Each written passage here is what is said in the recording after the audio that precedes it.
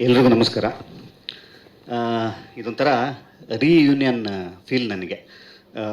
ಭಾಳ ದಿವಸದ ನಂತರ ಸೇರ್ತಾ ಇದ್ದರೆ ಹಿಂಗಿರುತ್ತೆ, ಆ ಥರದ್ದು ಒಂದು ಫೀಲು ನನಗೆ. ಕೆಲವು ಸಿನಿಮಾಗಳ ಒಡನಾಟ ಮತ್ತು ಸಂಬಂಧ ಎಷ್ಟು ಚೆಂದ ಇರುತ್ತೆ ಅಂತಂದರೆ, ಭಾಳ ಇಷ್ಟಪಟ್ಟು ಈ ಸಿನಿಮಾನ ಒಪ್ಕೊಂಡಿದ್ದು ನಾನು. ಕಾರಣ ತುಂಬ. ಅದರಲ್ಲಿ ಫಸ್ಟ್ ಕಾರಣ, ಭಾಳ ಪ್ರಮುಖವಾಗಿ ಈ ಸಿನಿಮಾದ ಕತೆ ಮತ್ತು ನಾನು ನನ್ನನ್ನು ಬೇರೆ ಆಯಾಮದಲ್ಲಿ ನನ್ನನ್ನು ತೋರಿಸ್ಕೋಬೋದು ಅಂತನ್ನುವಂಥದ್ದು. ಫಸ್ಟ್ ಟೈಮ್ ಒಂದು ಸೂಪರ್ ನ್ಯಾಚುರಲ್ ಕಥೆನ ಒಪ್ಕೊತಾ ಇದ್ದೆ. ಇದು ಕತೆ ಎಕ್ಸೈಟ್ ಆಗಿದ್ದು ಫಸ್ಟ್ ಕಾರಣ. ಎರಡನೇ ಅತಿ ಮುಖ್ಯವಾದ ಕಾರಣ ಏನು ಅಂತಂದರೆ, ಇವರಿಬ್ಬರು ನನ್ನ ಮನೆಗೆ ನನಗೆ ಚೆನ್ನಾಗಿ ನೆನಪಿದೆ. ನನ್ನ ಮನೆಗೆ ಇವರು ಇಬ್ಬರು ಬಂದಾಗಲೇ ನನಗೆ ಒಂದು ಎರಡು ಶಕ್ತಿಗಳು ಕಾಣಿಸಿತ್ತು ನನಗೆ. ಯಾಕಂದರೆ ಇವರಿಬ್ಬರು ಸಿನಿಮಾನ ಎಷ್ಟು ಪ್ರೀತಿಸ್ತಾರೆ ಅಂತ ನಾನು ಮತ್ತೆ ಈ ವೇದಿಕೆ ಮೇಲೆ ಇನ್ನೊಂದು ಸಲ ಹೇಳಬೇಕಾಗಿಲ್ಲ. ಸುನಿ ಅವರ ಸಿನಿಮಾ ಜರ್ನಿ ನೋಡಿದ್ರೆ ಗೊತ್ತಾಗುತ್ತೆ. ಪುಷ್ಕರ್ ಸರ್ ಅವರ ಸಿನಿಮಾಗಳನ್ನ ನೋಡಿದ್ರೆ ಗೊತ್ತಾಗುತ್ತೆ. ಗೋಧಿ ಬಣ್ಣದಿಂದ ಹಿಡ್ಕೊಂಡು ಕಿರಿಕ್ ಪಾರ್ಟಿ ಆಗಿರ್ಬೋದು, ಅವನೇ ಶ್ರೀಮನ್ನಾರಾಯಣ ಆಗ್ಬೋದು, ಒಂದಿಷ್ಟು ಗಟ್ಟಿ ಸಿನಿಮಾದ ಒಳಗಡೆ ನಾವು ಇರಬೇಕು ಅಂತನ್ನುವಂಥದ್ದು ತೊಡಗಿಸ್ಕೊಳ್ಳೋದಿದೆ ಗೊತ್ತಾ, ಇಷ್ಟಪಟ್ಟು ತೊಡಗಿಸ್ಕೊಳ್ಳೋದಿದೆ ಗೊತ್ತಾ. ಅದನ್ನು ಇವರಿಬ್ಬರು ನನ್ನ ಜೊತೆಲಿದ್ದಾರೆ ಅಂತ ಅಂದಾಗ ಒಬ್ಬ ಆ್ಯಕ್ಟರ್ ಆಗಿ ನಾನು ನಂಬೋದು. ಇವರಿಬ್ಬರಿಗೂ ಚೆನ್ನಾಗಿ ಗೊತ್ತು. ನಾನು ಕತೆ ಲಾಕ್ ಮಾಡಿದ ನಂತರ ಮತ್ತೆ ನಾನು ಸಿನಿಮಾನ ಜನಗಳ ಜೊತೆಯಲ್ಲೇ ನೋಡೋದು. ಯಾವುದೇ ಒಂದು ಸಣ್ಣ ತುಣುಕು ಕೂಡ ಇದುವರೆಗೂ ಕೂಡ, ಈ ಸಿನಿಮಾಗೆ ಅಂತಲ್ಲ, ನನ್ನ ಯಾವ ಸಿನಿಮಾ ಆದ್ರೂ ಕೂಡ ನಾನು ಮೊದಲೇ ಒಂದು ಶೋನ ನೋಡೋ ಅಂಥದ್ದು ಅಥವಾ ಎಡಿಟಿಂಗ್ ಜಾಗಕ್ಕೆ ಹೋಗಿ ಒಂದು ಸಾಂಗ್ ನೋಡಿಬಿಡೋ ಅಂಥದ್ದು ನಾನು ಇದುವರೆಗೂ ನಾನು ಮಾಡಿಲ್ಲ.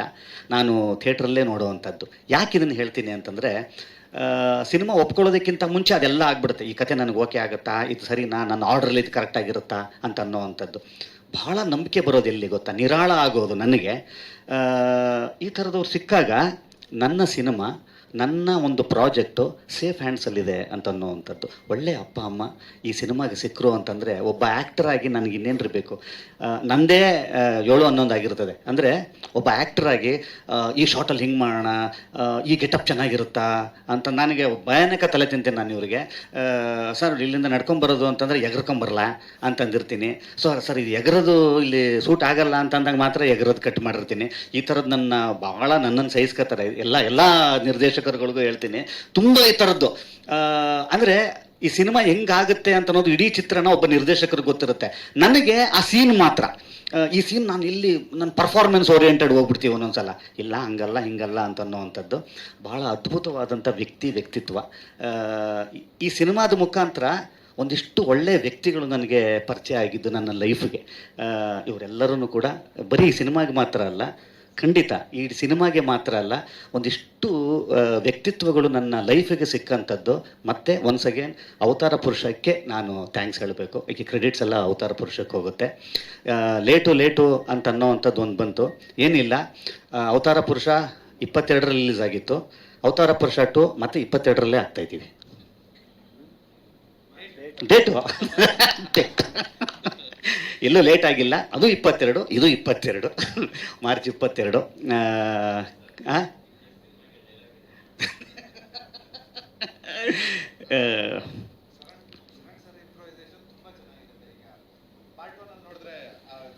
ಹಲೋ. ಆ ಕಾಲ್ ಧೂಳು ಸಿಗದಂಗೆ ಕಾರ್ ಒಳಗಡೆ ಜಂಪ್ ಮಾಡ್ತಾರಲ್ಲ, ಅದು ಶರಣ್ ಸರ್ ಇಂಪ್ರೂವೈಸೇಷನ್. ಆ ಕಿಟಕಿ ಒಳಗಡೆ ನನಗೆ ಆ ಕಲ್ಪನೆನೂ ಇರ್ಲಿಲ್ಲ. ಅಂದ್ರೆ ಬಂದು ಆಕ್ಷನ್ ಮಾಸ್ಟರ್ ಇರ್ಲಿಲ್ಲ, ಏನಿಲ್ಲ, ಶರಣ್ ಸರೇ ಅದನ್ನ ತೋರಿಸಿದ್ದು. ತುಂಬಾ ಅದಕ್ಕೆ ಮತ್ತೆ ಅವ್ರಿಗೆ ಕ್ರೆಡಿಟ್ಸ್ ಹೇಳ್ತೀನಿ. ಯಾಕೆ ಅಂತ ಕೇಳಿ, ಒಬ್ಬ ನಿರ್ದೇಶಕರು ನಮಗೆ ಕೊಡುವಂಥ ಒಂದು ಚಿಕ್ಕ ಸ್ವತಂತ್ರ ಇದೆ ಗೊತ್ತಾ, ಈ ಕ್ರಿಯೇಟಿವ್ ಸ್ವತಂತ್ರ ಇದೆ ಗೊತ್ತಾ. ಅದನ್ನು ಕೊಟ್ಟಾಗ ಮಾತ್ರ ಹಂಗೇನೋ ಆಗೋದಕ್ಕೆ ಸಾಧ್ಯ. ಸೊ ಕ್ಯಾಪ್ಟನ್ ಅಂತ ನಾವು ಅವ್ರನ್ನೇನು ಹೇಳ್ತೀವಿ, ಅವ್ರು ಮುಂದೆ ಸಾಕ್ತಾ ಇರ್ತಾರೆ, ನಾವು ಹಿಂದೆ. ಇವತ್ತು ಏನೇನಾಗಿದೆ ಈ ಸಿನಿಮಾಗೆ, ಖಂಡಿತವಾಗ್ಲೂ ನಾನು ಈ ಸಿನಿಮಾದ ನಾಯಕ ನಟ ಅಂತ ನಾನು ಹೇಳ್ಕೊಳ್ಳೋದೇ ಇಲ್ಲ. ಯಾಕೆ ಅಂತ ಕೇಳಿ, ಇಲ್ಲಿಂದ ಹಿಡ್ಕೊಂಡು ಹೀರೋಗಳು ಕೂತಿರೋ ಅಂಥದ್ದು. ಈ ಸಿನಿಮಾದ ಒಂದೊಂದು ಫ್ರೇಮನ್ನು ಕೂಡ ವಿಲಿಯಂ ಅವರ ಪ್ರೀತಿನ ತೋರಿಸುತ್ತೆ. ಸರ್ ಇವತ್ತು ಅವ್ರ ಡೇಟ್ಸೇ ಸಿಕ್ಕಲ್ಲ. ಸೊ ಆ ಥರದಲ್ಲಿ ಈ ಥರದ ವ್ಯಕ್ತಿಗಳೆಲ್ಲ, ಈ ಥರದ ಶಕ್ತಿಗಳೆಲ್ಲ ಈ ಸಿನಿಮಾದಲ್ಲಿ ಇದ್ದಿದ್ದರಿಂದ ಖಂಡಿತವಾಗ್ಲೂ ಈ ಥರದ್ದು ಒಂದು ಸಿನಿಮಾ ಆಗಲಿಕ್ಕೆ ಕಾರಣ. ನನಗೆ ಈ ಸಿನಿಮಾದ ಇನ್ನೊಂದು ವಿಚಾರ ಹೇಳ್ತೀನಿ.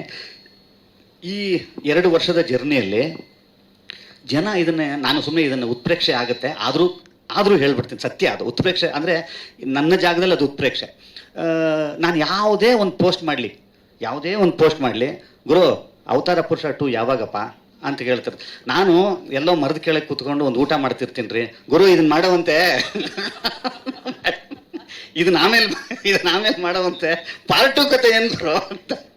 ಇದನ್ನ ಬೇಕಾದ್ರೆ ನೀವು ತೆಗೆದು ನೋಡಿ, ಖಂಡಿತವಾಗ್ಲೂ ನನಗೆ ಅವತಾರ ಪುರುಷಗೂ ನಾನೆಲ್ಲೋ ಮರದಲ್ಲಿ ಕೂತ್ಕೊಂಡು ಊಟ ಮಾಡೋಕ್ಕೂ ಸಂಬಂಧವೇ ಇಲ್ಲ.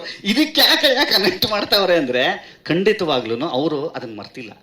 ಅಂದರೆ ಫಸ್ಟ್ ಪಾರ್ಟನ್ನು ಎಷ್ಟು ಇಷ್ಟಪಟ್ಟಿದ್ರು ಅಂತ ಅನ್ನೋವಂಥದ್ದು. ನಾನು ಎಷ್ಟೋ ಸಲ ಇವ್ರ ಹತ್ರ ನಾನು ಅದನ್ನು ಎಕ್ಸ್ಪ್ರೆಸ್ ಮಾಡಿದ್ದೀನಿ, ಗುರು ನನಗೆ ನೀವು ಸುಮ್ಮನೆ ಕಮೆಂಟ್ ತೆಗೆದು ನೋಡ್ರಿ ಅಣ್ಣ ನನಗೂ ಹಂಗೆ ಅಂದರು ಇವರು. ಸೊ ಇದನ್ನು ಖಂಡಿತವಾಗ್ಲೂ ನಮ್ಗೆ ಯಾವಾಗ ಹೆಚ್ಚು ಇದ್ರ ಮೇಲೆ ನಂಬಿಕೆ ಪ್ರೀತಿ ಎಲ್ಲಿದಾಗುತ್ತೆ ಅಂತಂದರೆ ಹಿಂಗೆಲ್ಲರೂ ಇದನ್ನು ಖಂಡಿತವಾಗ್ಲೂ ಜನ ಮರ್ತಿಲ್ಲ ಅಂತ ಅನ್ನೋವಂಥದ್ದು. ಎಲ್ಲಿ ತನಕ ಇದನ್ನು ಮರ್ತಿಲ್ಲ ಜನ, ಇದನ್ನು ಪ್ರೀತಿಸ್ತಾ ಇದ್ದಾರೆ ಅನ್ನೋದು ಇದೆಯಲ್ಲ, ಈ ಸಿನಿಮಾಗೆ ಸಿಕ್ಕಿರೋ ಅಂಥ ದೊಡ್ಡ ಆಶೀರ್ವಾದ, ದೊಡ್ಡ ಶಕ್ತಿ.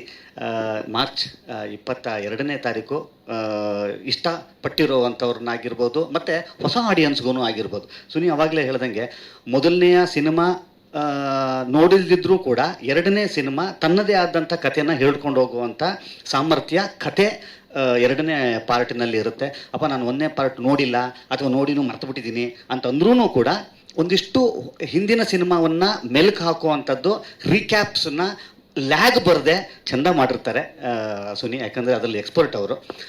ಅವತಾರ ಪುರುಷ 2 ನಾನೇ ಕಾತುರದಿಂದ ಕಾಯ್ತಾ ಇದ್ದೀನಿ ಈ ಸಿನಿಮಾನ ನೋಡಲಿಕ್ಕೆ. ಮೊದಲನೇ ಪಾರ್ಟಲ್ಲಿ ನೀವೆಲ್ಲ ಕೊಟ್ಟಂಥ ಪ್ರೀತಿ, ವಿಶ್ವಾಸ, ಆಶೀರ್ವಾದ, ಸಪೋರ್ಟು ಖಂಡಿತವಾಗ್ಲೂ 2ನೇ ಪಾರ್ಟ್ ಮೇಲೂ ಇರಲಿ ಅಂತ ಅನ್ನೋವಂಥದ್ದು ನನ್ನ ಆಶಯ. 22ನೇ ತಾರೀಕು ಎಲ್ಲರೂ ಥಿಯೇಟ್ರಲ್ಲಿ ಸಿಕ್ಕೋಣ. Thank you.